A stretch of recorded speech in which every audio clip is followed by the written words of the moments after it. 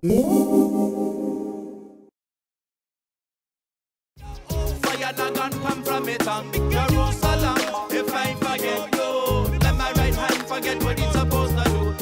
would say that one of your biggest accomplishments is your next project, which is educating young Jewish minds. Well, I'm not actually doing the educating, but I'm going to be involved in that. Involved in the education of young Jewish minds with this project, creating and building Yeshiva, Lamplighters. Can you tell us a little bit about how you got involved with that and how this came to play? Yeah, our kids are five, one will be 6, and the other is 4, will be 5 this next coming year. And they were in school, the last couple of years, and I was nervous about the education process of my kids, being that I myself had a difficult time in school and struggled, and I would say what really wasn't until after high school and college that I actually started to really appreciate learning, and I didn't really want my kids to go through that same process of being first of all molded into a certain type. I didn't want to put my kids into a system that was like a machine.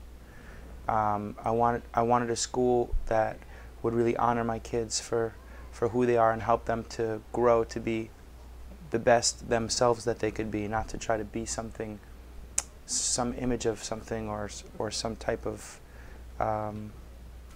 some type of whatever that somebody else had in mind, So I was nervous about the whole situation and where to send my kids to school and what to do, and I really wanted a combination of things that I didn't really feel existed anywhere, and we met an amazing educator named Devor Kessler, and I really spoke with her about education, and I felt that this woman really is coming from the same place and really as I am, and really understands education and is an extremely talented person. And we asked her if she would start a yeshiva, and she said she would create an education.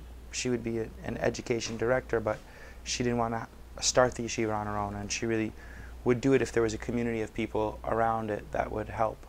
And so we talked to a few of our friends and got together and created Lamplighters Yeshiva. And this past year was the first year of the yeshiva, and we're very happy with it, and want to just keep growing it and continue with it.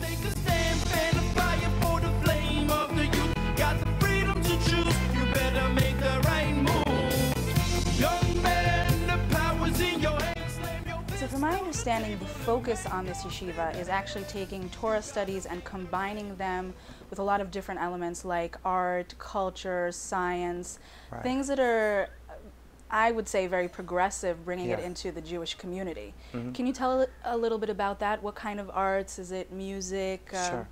Well, classically within like the Jewish education system or Orthodox Jewish education system, there's a split between the secular studies and the religious studies.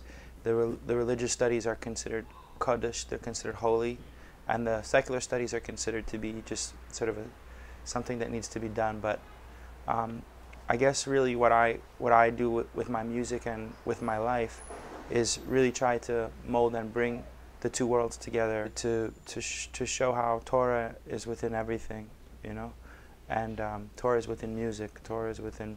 It's not just within the religious community, but it's in the world, and to try to really embrace the world. And that's the idea with the kids and the education, is to somehow to bring out the connection between everything, to show how it's all holistic and connected, interwoven together.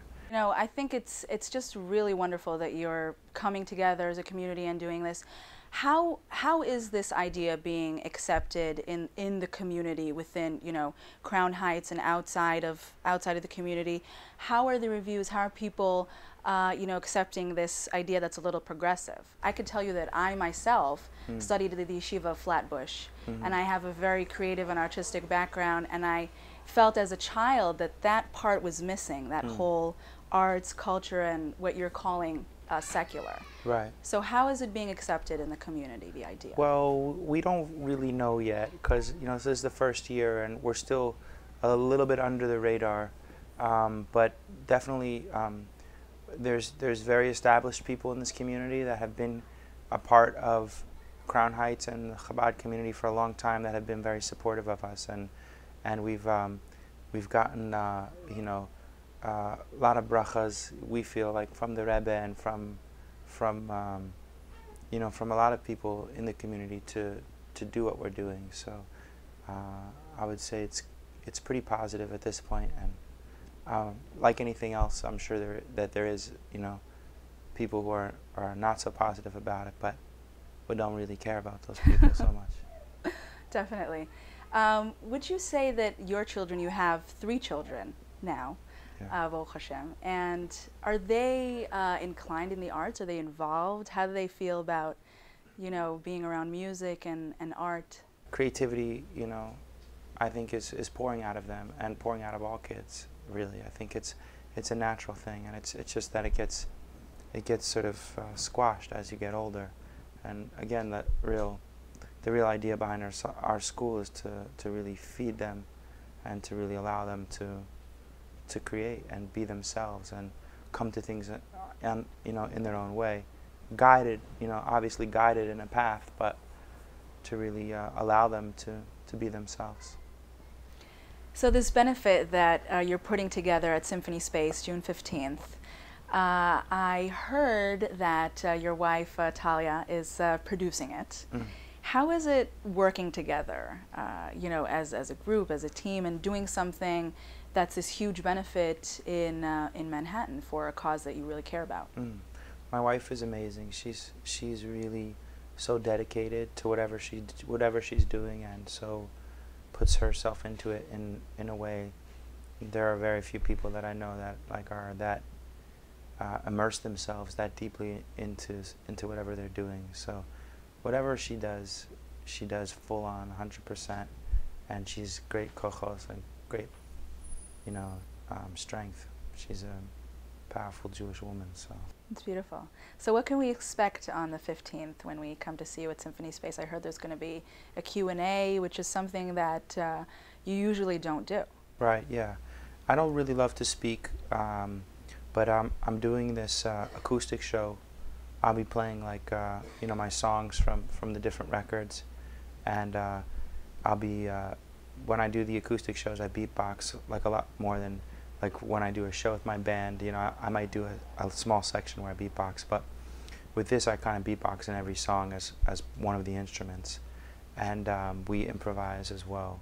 Like I said, you know, at the shows you don't really, you know, there's that separation between you and the crowd, and you know, ideally every night you're trying to get to a place where you're creating music and it's one thing, everybody is together, but you don't really have that kind of like just interaction, like you know, talking or joking around or whatever. So the Q&A really gives me a chance to like to talk to people and to be silly with people, and people have questions for me, and I just try to answer them and be as honest as I can.